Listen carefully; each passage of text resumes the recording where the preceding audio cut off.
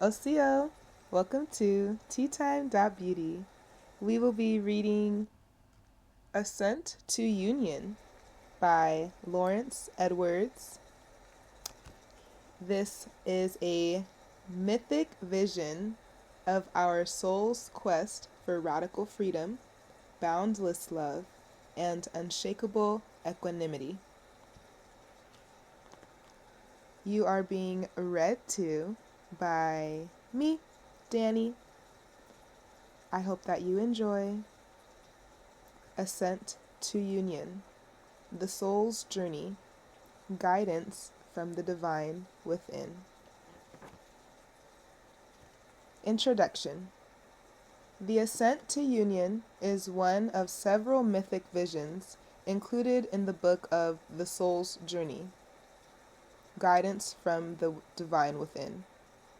It was given to illuminate our soul's journey through life as guided by the living presence of the divine, which our spiritual practices attune us to. That inner presence of the divine is known as Kundalini Shakti in the yogic tradition. It is known by different names in every spiritual tradition: Holy Spirit, Buddhista, grace, pure I, consciousness, chi, etc. And every mystic who comes to know the divine does so through her grace. In 1986, as a graduate student at Temple University, I was writing my doctoral dissertation on research I had conducted into the psychological changes and spiritual growth experienced by long-term practitioners of an ancient traditional form of Kundalini yoga and meditation. At that time, I had been formally practicing meditation for 16 years. Imagine being in a deeply silent, still meditation when suddenly a detailed vision starring a powerful queen on a quest in ancient times unfolds before your inner eye. That's what happened to me. The vision is an archetypal story of how we go from ordinary states of consciousness and everyday life pursuits to seeking the highest states of consciousness, while transforming our lives in the process. Along the way, profound states of unshakable peace, deep wisdom, boundless love and compassion, and dissolving into light beyond light occur. The vision illumines the ancient symbolic nature of the centers of consciousness known as chakras, and the process of transcending and subsuming those levels of consciousness on one's spiritual journey. My professional training had included many years studying Jungian psychology, and I was fascinated by the potent symbols and images revealed in the vision. In the yogic tradition, Kundalini Shakti is also known as the power of transformation and revelation, the power of universal consciousness that is the root of all yogas. It is the force that carries one to the attainment of unity consciousness, Sahaja Samadhi, the highest Samadhi, the living Samadhi that embraces all of life. In India, she is revered as a great goddess. What follows is her gift. Part 1 is the meditation vision of the Ascent to Union. Part 2 unfolds the symbolic meanings of what appeared in the meditation vision. I hope this timeless story of our soul's journey will serve to inform and inspire your journey. The full account, along with many more of her gifts, visions, and teachings, can be found in the book, The Soul's Journey, Guidance from the Divine Within. Part 1. The Ascent to Union. As I sank deep into meditation, I found myself descending through space and time, as if from high above the earth to an island nation of old in a northern sea. I was present, there was not a person, but rather as a formless witness consciousness, viewing the scenes and often aware of what people were thinking, feeling, or experiencing as I watched them. A fiery, independent young queen ruled this country. She was loved and respected, as well as somewhat feared, by her people. But the queen had grown bored of her rulership. "I've done all, conquered all, and experienced all. What am I to do now?" she asked her advisors. They had no answers. She paced around the royal castle and roamed the shores of her great nation, unable to spend the restlessness that agitated her.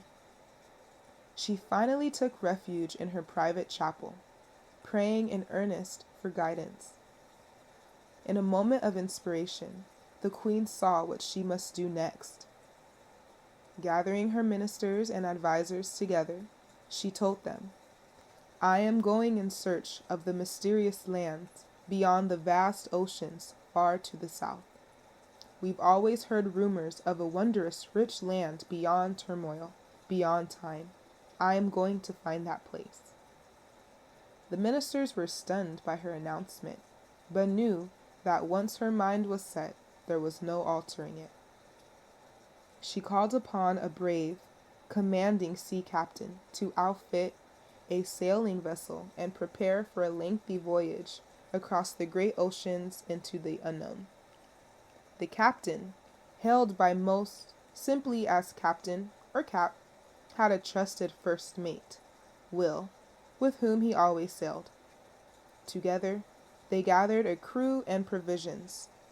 The crew was typical of the day, a band of drunkards, thieves, and ruffians pressed into service. Cap and Willie would whip them into shape so they could man the queen's ship on her quest. Captain procured various charts and maps indicating unexplored lands far to the south. Only a handful of people had ever attempted the journey, and none returned to tell of it. The maps were certain to be inaccurate, but they were the only ones available. The queen prayed to God for guidance and protection on their journey. She had trusted in the unseen hand of grace before and had never been let down. They set sail, driven by the queen's restless spirit, directed by Cap's scant knowledge, and unaware of the true power drawing them toward their destination. Month after month they followed the charts until at last they sailed beyond even those unreliable guides. High atop the main mast, the lookout searched in vain for landfall. They were grateful merely to find an occasional tiny island with fresh drinking water. The crew began complaining about their miserable conditions, and sparks of anger threatened to ignite a mutiny. By now they were drifting, becalmed, lost on a limitless expanse of sea. Provisions were running out and drinking water was nearly gone. The minute rations didn't meet the body's need for food or drink. All were racked by hunger and thirst. The queen's indomitable spirit barely kept them afloat. At last, on the horizon, the lookout spotted something, not land, but storm clouds. They rejoiced as the breeze picked up and rain began falling on their parched lips. For the first time in weeks, the ship's sails billowed in the wind. Finally, they were moving ahead once again. Hope renewed their spirits. The rain and wind steadily increased. The storm worsened as thundering black clouds turned day into night. Powerful gales churned the seas into towering waves.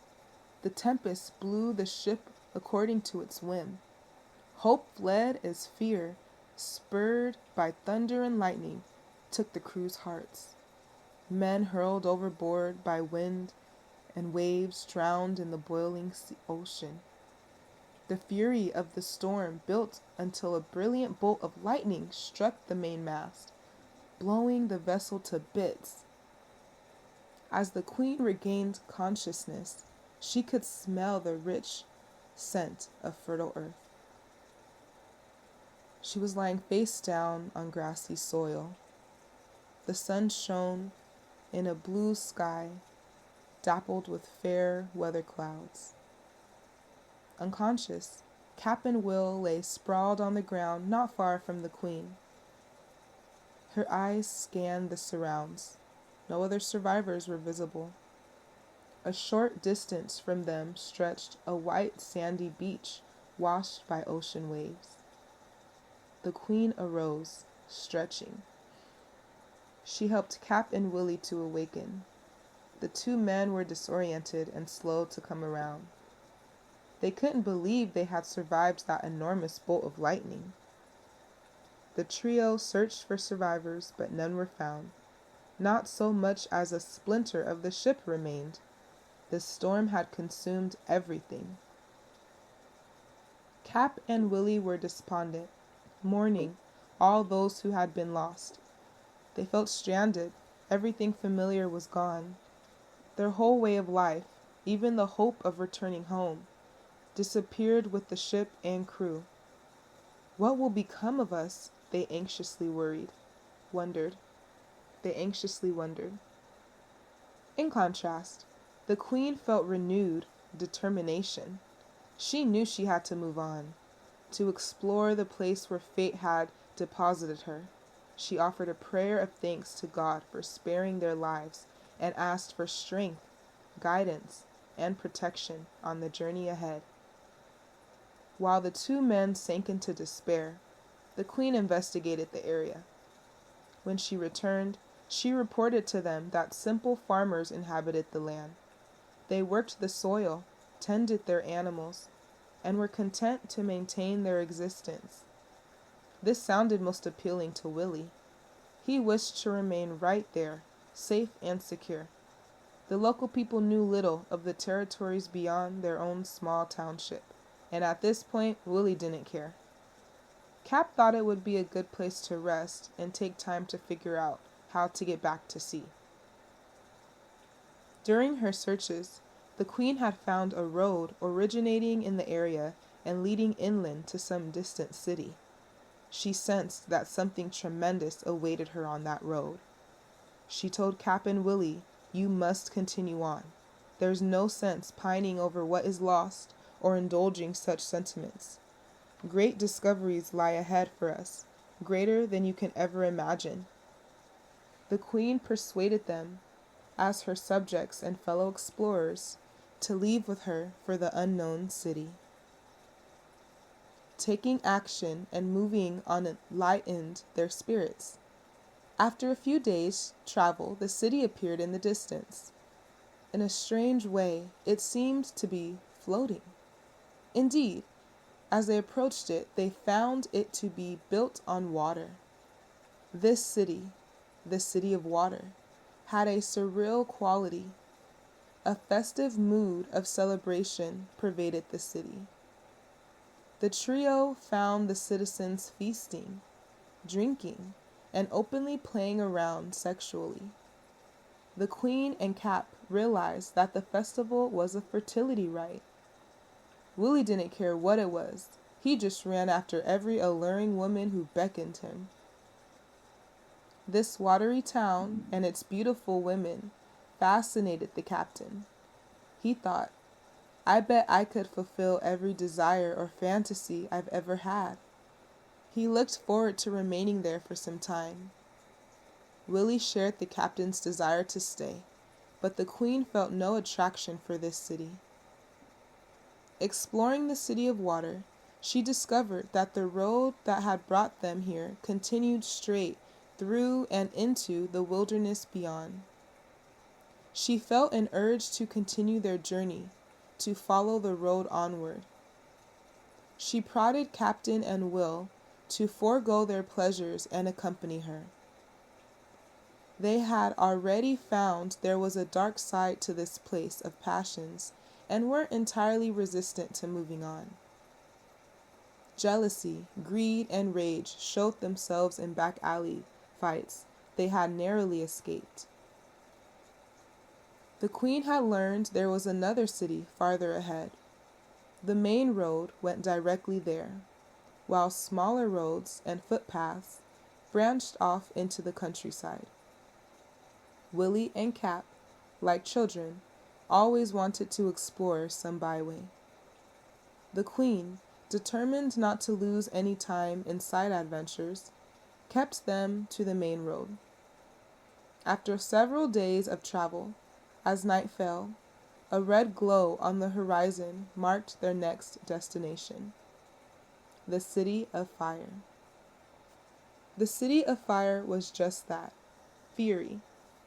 Glowing molten lava pits, steamy hot springs, and flaming volcanoes marked the landscape around it. The people of this city were very different from those of the City of Water. These people were strong-willed, disciplined, and proud of their accomplishments. They had conquered the flaming countryside and expected to further increase their domain. Willie liked these people. He joined them for the pleasure of their company. He felt invigorated from the hard work that they did with such enthusiasm and determination.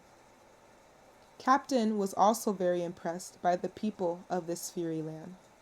He saw in their desires for expansion a place for himself.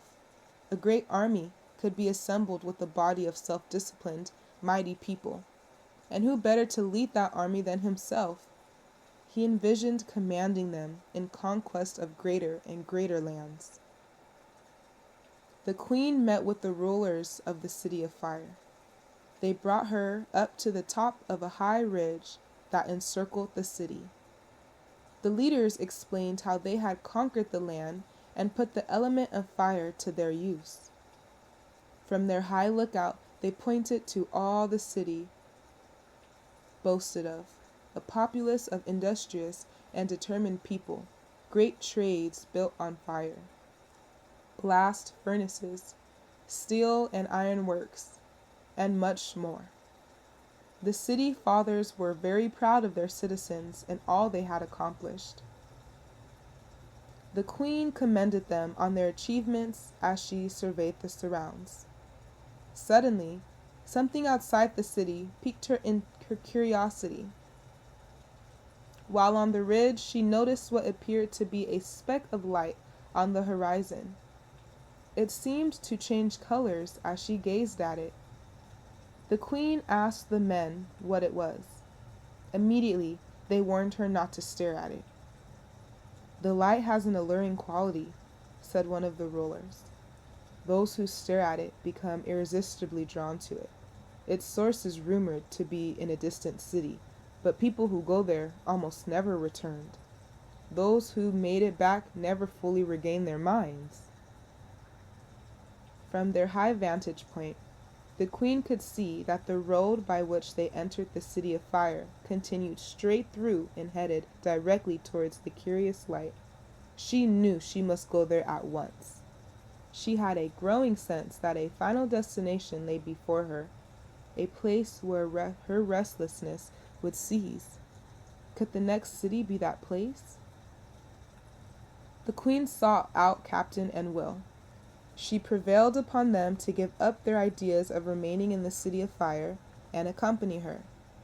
Thus the trio set off for the unknown city ahead. The road traversed a broad plain that rose in the distance. Winds swept down the plain from the direction of the light. The nearer they came to the city, the more distinct the light became.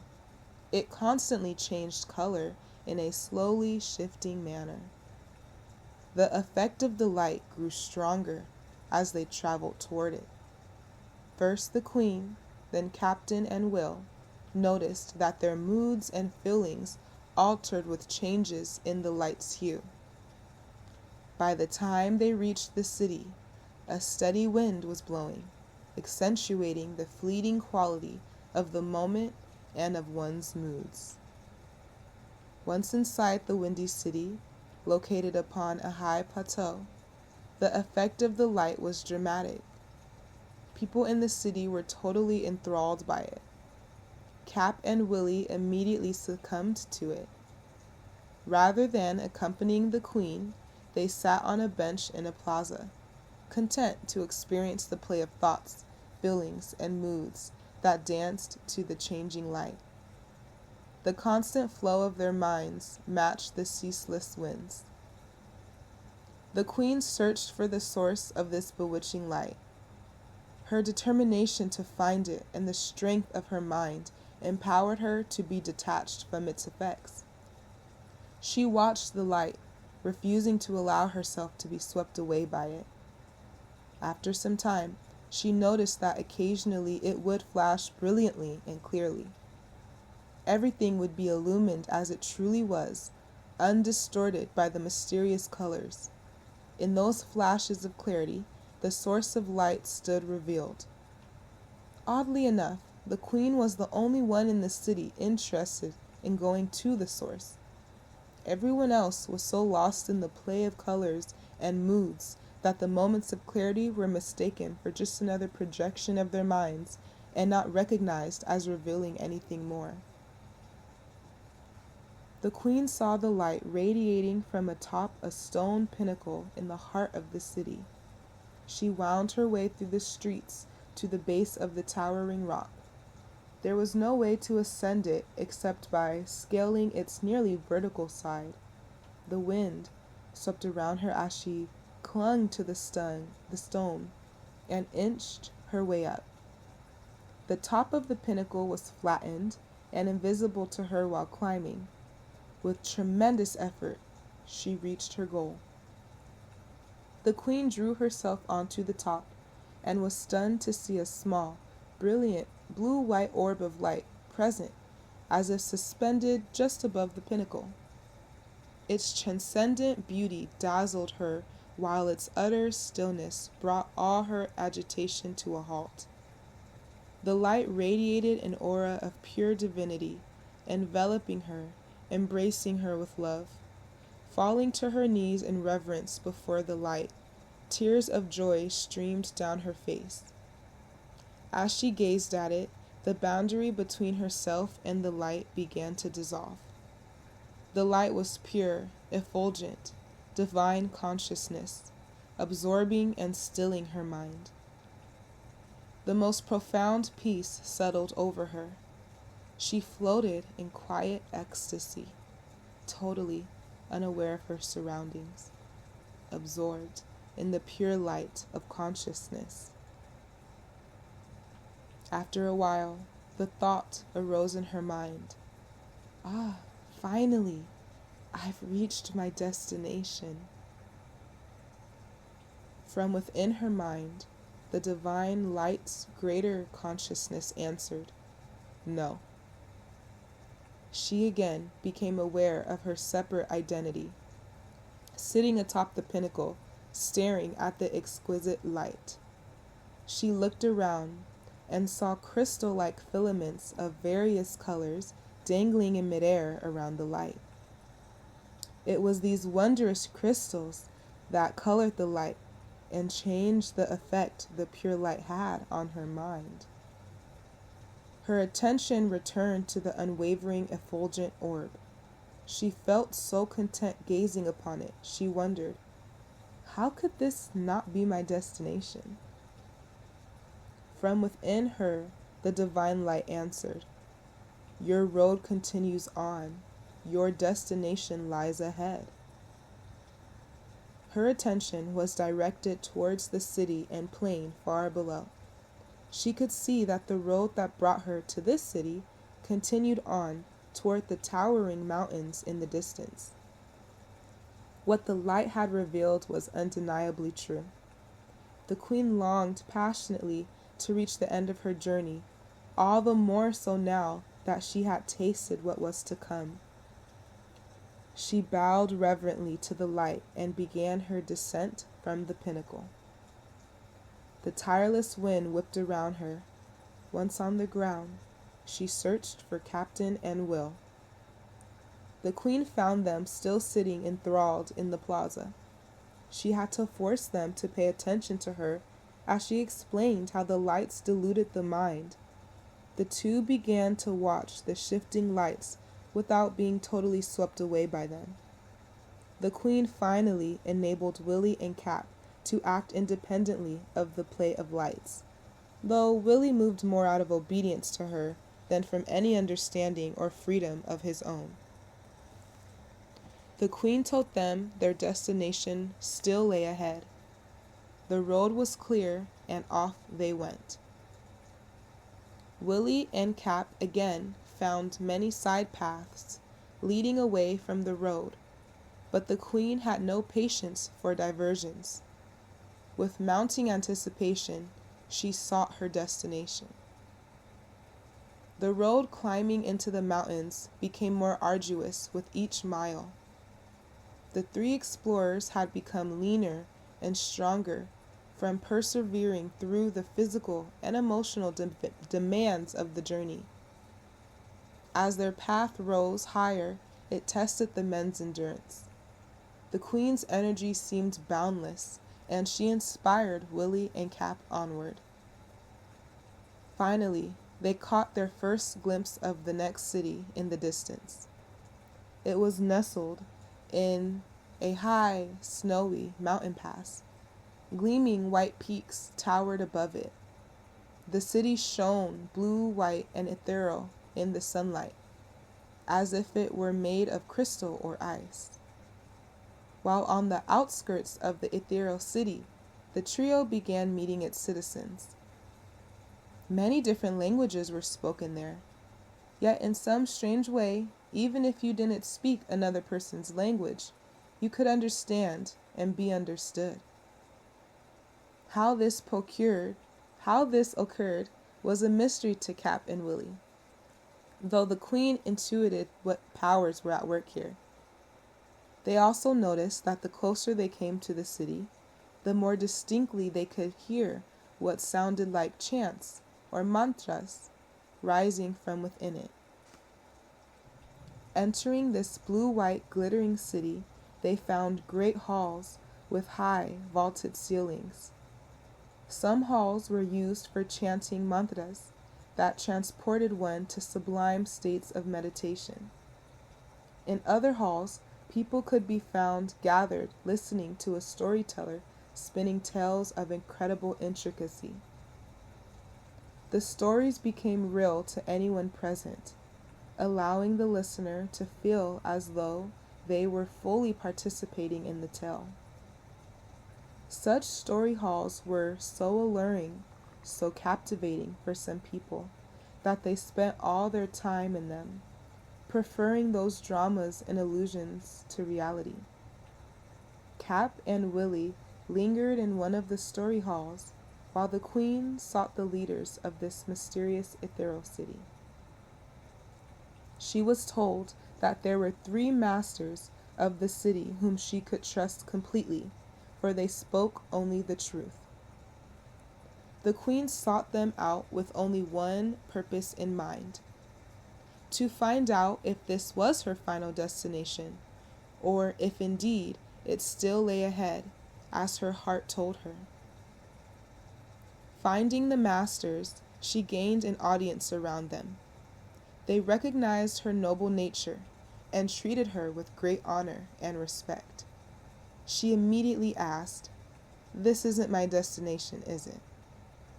"No," they replied. "Your goal remains ahead in the distance. To reach it, you must continue on a narrow path high into the mountains." She was glad to have them confirm what she already knew. The queen had intuited the nature of the power underlying the chants, mantras, and stories coming from the ethereal city. As she discussed the creative power of sound and words with the masters, the clarity and depth of her understanding amazed them.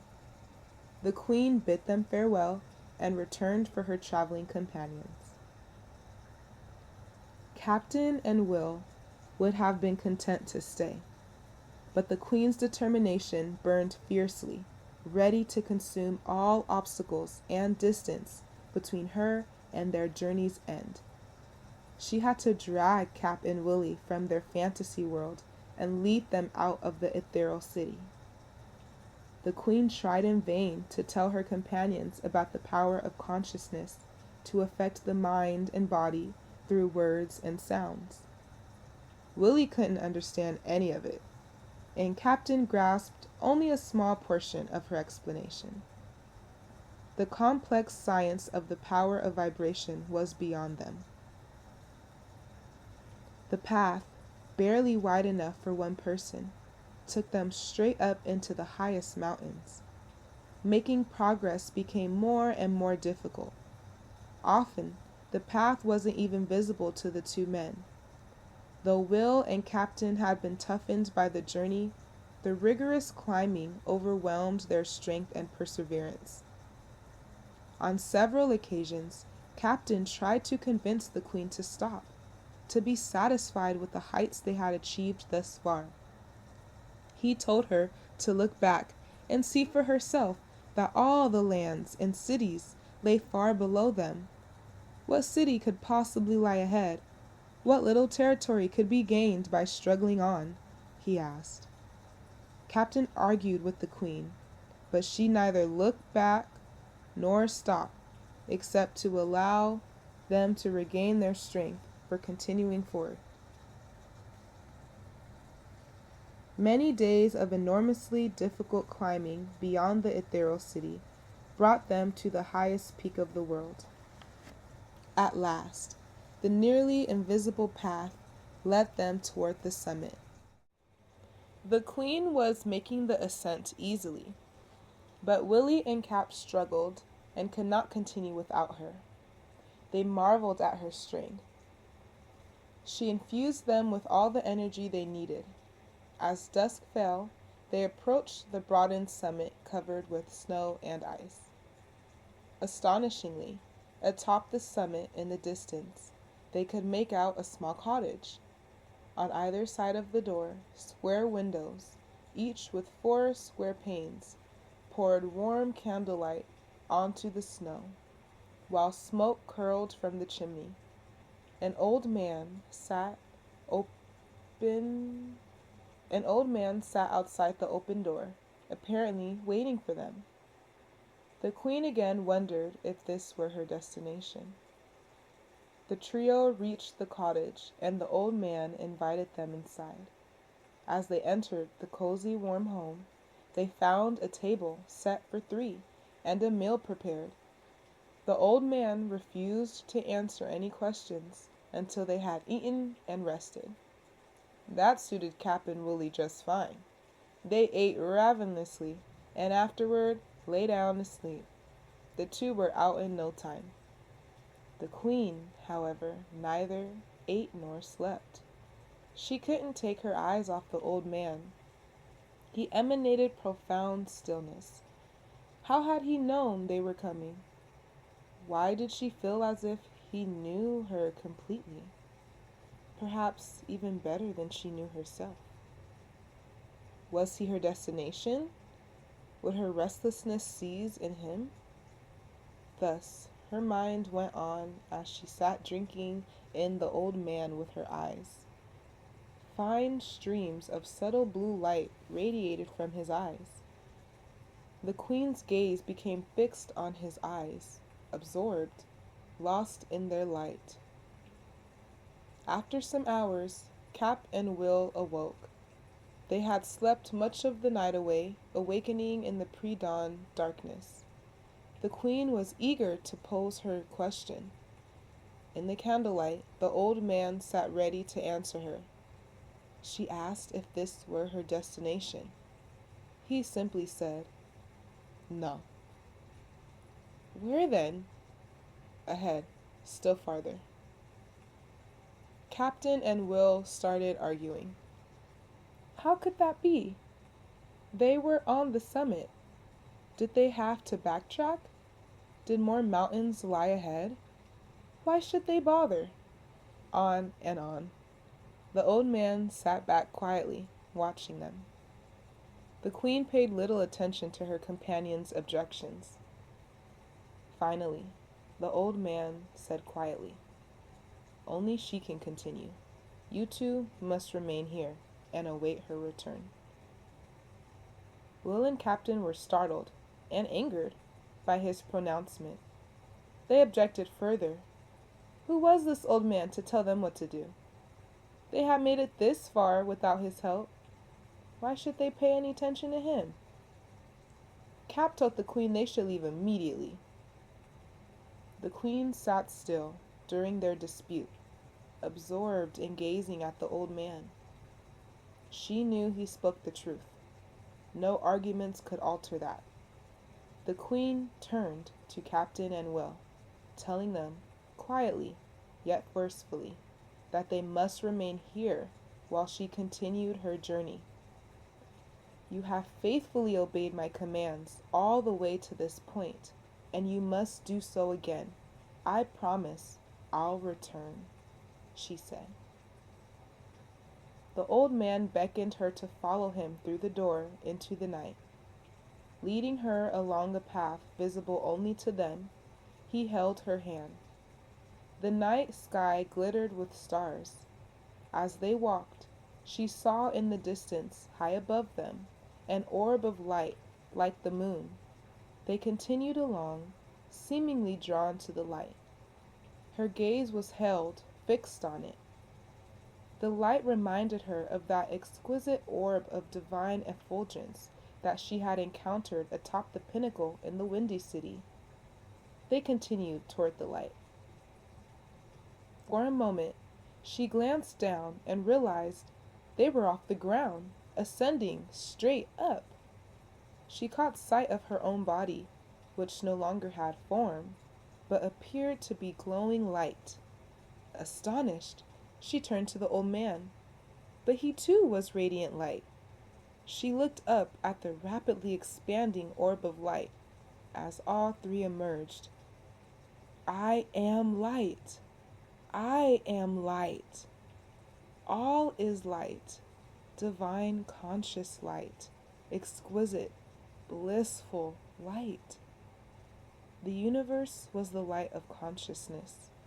She was that light of consciousness. All distinctions, all separations, all boundaries dissolved. There was no time, no queen, no journey, and no destination. Simultaneously, she transcended everything and yet encompassed all of creation within her being. Words cannot describe or even approach that state of consciousness. Absorbed in perfect unity awareness, an eternity passed. Or was it a moment? It seemed that after some time, her form re-emerged from the light, forever transfigured, in essence forever one with the infinite effulgence. She descended to the summit, where her faithful companions, Captain and Will, awaited her. As she approached, they stared in wonder. Her stunning radiance and profound serenity overwhelmed them. They fell to their knees in reverence. With great love she raised them up, seeing them as rays of her own self. She dealt with them until the end of their days. She dwelt with them until the end of their days. Wherever she went, she was honored and revered. Her blessings flowed to anyone who saw her or made even the smallest offering of love or devotion. Captain and Will served her with loving abandon and total surrender. Though they traveled the world, wherever she went, all she encountered was the one self, the one light, revealing its inexhaustible power to take on infinite forms. With great delight and love, she embraced all forms of herself. In time, Captain and Will began to shine as if from the reflected brilliance of their queen. At their death, in a flash of light, the three finally merged into the infinite effulgence.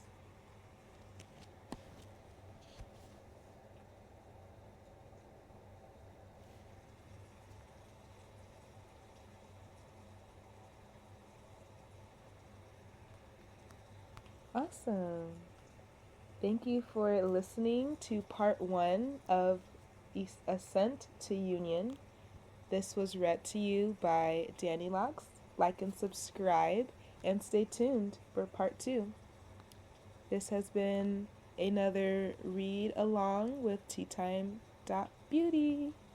Until the next one, stay tuned for part 2. And let me know in the comments, what did you think? How have you experienced this story so far? Alright, until the next one, Wado.